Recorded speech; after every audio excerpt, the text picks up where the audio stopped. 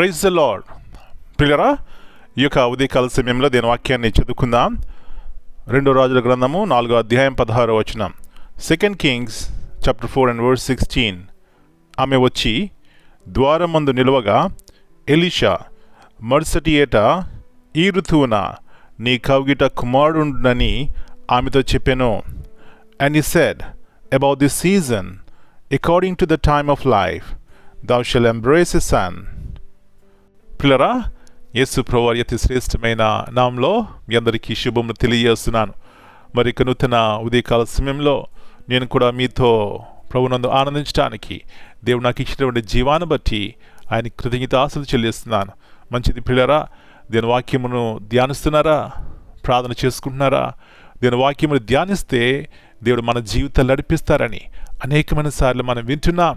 వాక్యం ధ్యానిస్తే వాక్యం మనకు బలాన్ని ఇస్తుంది, శక్తినిస్తుంది, ఆత్మీయంగా శారీరకంగా కూడా ఎంతో మేలుకరమైనటువంటి జీవితాన్ని ఇస్తుంది. కాబట్టి ఏమాత్రం నిర్లక్ష్యం చేయకుండా ఉదయం లేచిన తర్వాత మొట్టమొదటిగా దేవునికి ఇవ్వాల్సిన సమయాన్ని దేవునికి ఇవ్వండి. మన సమయాన్ని దేవుడు దీవెనకరంగా చేస్తాడు. మంచిది. ఇక్కడ చూసినట్లయితే షునేమి అనే పట్టణం ఉంది. ఆ పట్టణంలో ఒక గనురాలు ఉంది. పిల్లరా, ఆమె గనురాలను వాక్యం చెప్తుంది. గనురాలంటే ఆస్తి అంతస్తులు ఉన్నాయి, భోగభాగ్యములు ఉన్నాయి, అన్నీ ఉన్నాయి. కానీ ఆ కుటుంబంలో ఒక లోటు ఉంది, పిల్లలు లేరు. మనకు తెలుసు, కుటుంబాల్లో పిల్లలు లేకపోతే ఎంత కలవరమో, ఎంత వ్యధో.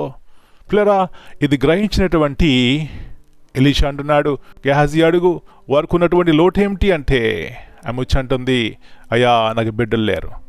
అప్పుడు ఎలీషా అంటాడు, నెక్స్ట్ ఇయర్కి వచ్చే సంవత్సరం మనకు బిడ్డ పుడతాడమ్మా అన్నప్పుడు ఆమె కొంచెం అవిశ్వాసంతో అంటుంది, అయ్యా నా భర్త ముసలివాడు, ఈ యొక్క కాలంలో కూడా పిల్లలు పుడతారా అని సందేహపడింది. అయినప్పటికీ నెక్స్ట్ ఇయర్కి పిల్లరా ఆ కుటుంబంలో చక్కని బిడ్డను చూసినారు వాళ్ళు. నా ప్రియ సహోదరి, ఈ ఉదయకాల సమయంలో ఏ సందేహంతో బాధపడుతున్నావు? అవిశ్వాసం ద్వారా దేవుడు చేసే కార్యంలో మేలును కోల్పోతున్నావా? ఆ గనురాలు ఆ యొక్క దేవుని వైపు చూసింది, మేలు పొందుకుంది. ఉదయకాల సమయంలో ఆయన వైపు చూడు. దేవుడు గొప్ప కార్యములు మన జీవితంలో చేస్తారండి. అలాంటి కృప దేవుడు ఉదయకాల సమయంలో మనందరికీ దయచేయనుగాక. ప్రార్థన చేసుకుందాం. పరలోకముందన్న మా తండ్రి, పరిశుద్ధమైన దేవా, మరి నూతన ఉదయకాల సమయాన్ని బట్టి మీ వందనాలు చెల్లిస్తున్నాం. విశ్వాసము ఎలాంటి గొప్ప కార్యములు చేస్తుంది ప్రభువా. నిజమే, ఆ గనురాలకి అన్ని ఉన్నాయి, కానీ ఆ కుటుంబంలో లోటుంది నాయన. దేవునికి బిడ్డలు గ్రహించినారు.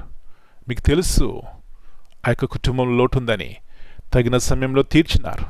ఈ ఉదయకాల సమయంలో మా జీవితాలు, మా కుటుంబాలు మీకు తెలుసు, మాకున్నటువంటి లోట్లు మీకు తెలుసు. వాక్యమో సెలవిస్తున్న రీతిగా మిమ్మల్ని ప్రేమించే వారికి మేలు కలుగుటకై సమస్తమును సమకూడి జరుగుచున్నవని ప్రభువా మీ వాగ్దానం బట్టి మీకు వందనాలు.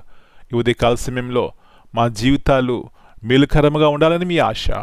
ఎన్నోసార్లు మా పాపము, మా యొక్క అయోగ్యత ద్వారా ఈ యొక్క మేలును కోల్పోతున్నాం, నష్టపోతున్నాం, అనారోగ్యాలు తెచ్చుకుంటున్నాం ప్రభువా. ఆయా రీతిలుగా మనశ్శాంతి లేకుండా ఉంటున్నాం. కాబట్టి సహాయం ఇచ్చేయండి.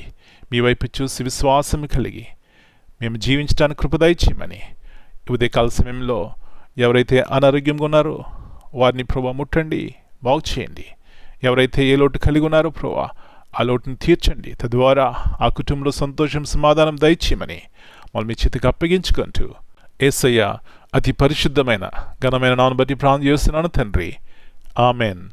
God bless you all.